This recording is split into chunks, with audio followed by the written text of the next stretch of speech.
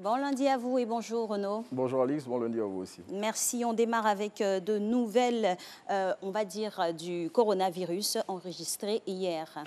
Oui, de nouveaux cas de coronavirus enregistrés en Côte d'Ivoire. On revient sur cette information. La Côte d'Ivoire passe à 25 cas confirmés, dont 2 guéris. Le ministre de la Santé et de l'Hygiène publique, Aka Wele, qui a annoncé la nouvelle hier sur le plateau du journal de 20 h de RTI 1, a profité de l'occasion pour rappeler les mesures de prévention conseillées par le gouvernement.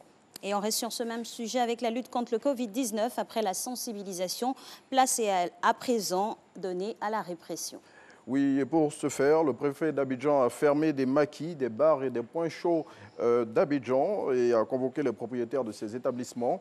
Vincent Tobirier, selon le quotidien Le Matin, a appelé chaque citoyen à la responsabilité face à cette situation, car selon lui, il n'y aura jamais un gendarme ou un policier derrière chaque Abidjanais pour l'obliger à appliquer les mesures de prévention. L'intelligent d'Abidjan, quant à lui, fait l'état des lieux des moyens du continent. Oui, le confrère fait un décryptage de la riposte face aux cas d'infection et l'état des lieux des systèmes de santé en Afrique et particulièrement en Côte d'Ivoire.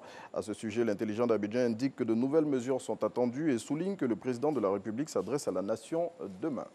Et des personnalités montent au créneau et même descendent dans l'arène, à l'instar du ministre de la Défense, Ahmed Bakayoko. L'heure n'est plus au débat, mais à l'action. C'est la déclaration faite par le ministre d'État, ministre de la Défense, après avoir fait le point des réactions des populations suite à l'appel à proposition qu'il a lancé sur ses plateformes sociales. Devant les milliers de réactions enregistrées, le Patriote indique que le ministre d'État a salué la mobilisation générale autour de son appel, dont l'objectif est d'impliquer les populations dans la recherche de solutions face à la pandémie. Belle initiative. L'expression, quant à lui, dénonce l'opportunisme de l'opposition en cette période de pandémie. Oui, et c'est avec cette une, comment l'opposition veut tirer profit du coronavirus. Selon le confrère, l'opposition veut profiter de la situation actuelle pour semer le chaos.